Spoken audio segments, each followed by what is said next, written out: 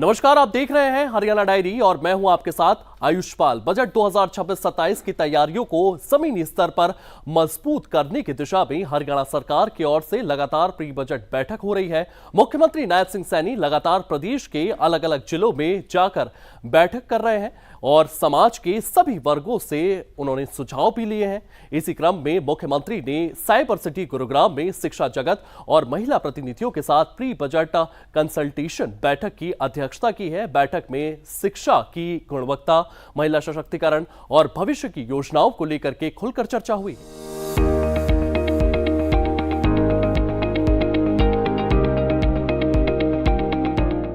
हरियाणा के मुख्यमंत्री नायब सिंह सैनी एक के बाद एक लगातार प्रदेश हित में निर्णय ले रहे हैं, जिससे विकास के पथ पर हरियाणा आगे बढ़ सके।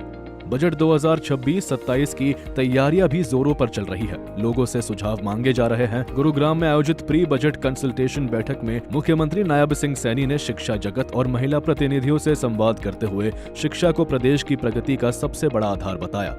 बैठक के बाद मंच से अपने संबोधन में मुख्यमंत्री नायब सैनी ने कहा कि पिछले साल शिक्षा जगत से 170 सुझाव मिले थे, जिनमें से 63 अहम सुझावों को बजट 2025-26 में शामिल किया गया था।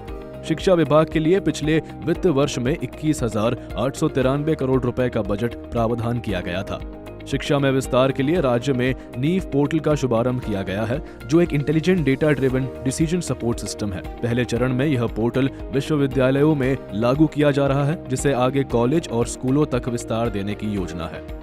आपके सुझावों को ध्यानपूर्वक सुनते हुए शिक्षा विभाग के लिए पिछले वर्ष हमने 21,893 करोड़ रुपए के बजट का प्रावधान हमने किया था और इसमें एक बड़ी राशि का प्रभावी उपयोग भी हम कर चुके हैं, उसको खर्च कर चुके हैं।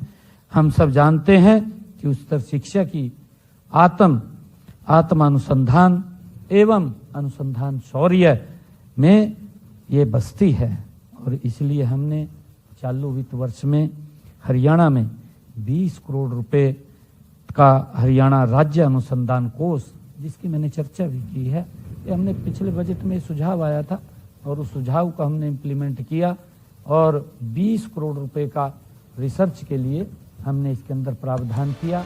बैठक में महिला कल्याण से जुड़े मुद्दों पर भी विस्तार से चर्चा हुई। मुख्यमंत्री नायब सिंह सैनी ने कहा कि पिछले वर्ष महिला कल्याण को लेकर 85 सुझाव मिले थे, जिनमें 39 सुझावों को बजट 2025-26 में शामिल किया गया। महिला एवं बाल विकास विभाग के लिए 2,101 करोड़ 55 लाख रुपए का बजट प्रावधान किया गया था। सरकारी संस्थानों में चल रही कैंटीनों के 1/3 टेंडर महिला स्वयं सहायता समूहों को दिए जा रहे हैं। साथ ही प्रदेश के 2,000 आंगनवाड़ी केंद्रों को सक्षम आंगनवाड़ी केंद्रों में बदला जा रहा है। साथियों, इसी जरूरत को ध्यान में रखते हुए गत 28 जनवरी को पंचकुला में हमने एक नीव पोर्टल, उसका भी शुभारंभ किया है। यह पोर्टल इंटेलिजेंस, डेटा ड्रिवन और डिसीजन सपोर्ट सिस्टम, वो जो नीति निर्माण तथा संस्थागत क्रियान्वयन के बीच की दूरी को समाप्त करेगा।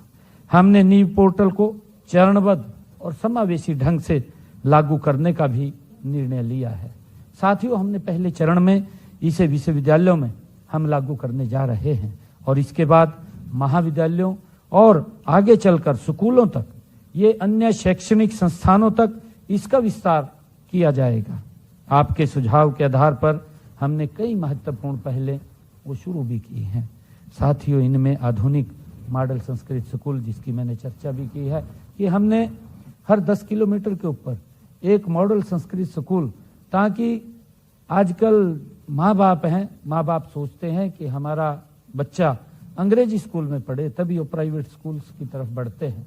तो हमने उस बात को ध्यान में रखते हुए हर 10 किलोमीटर के ऊपर एक मॉडल संस्कृत स्कूल खोलने का निर्णय किया, ताकि बच्चे सीबीएसई पैटर्न के अंदर अच्छी शिक्षा ले सकें और माँ बाप भी उनको वहां पर पढ़ाई कर सकें। बहरहाल हरियाणा सरकार बजट 2026-27 को शिक्षा और महिला सशक्तिकरण की मजबूत नींव पर खड़ा करने की तैयारी कर रहा है।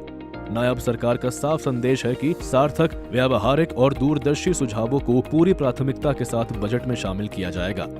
आपको बता दें कि नायब सरकार लगातार अपनी योजनाएं महिला सशक्तिकरण को ध्यान में रखकर बना रही है, जिससे प्रदेश की ज्यादातर महिलाएं लाभान्वित हो सके। ब्यूरो रिपोर्ट, सूर्य समाचार।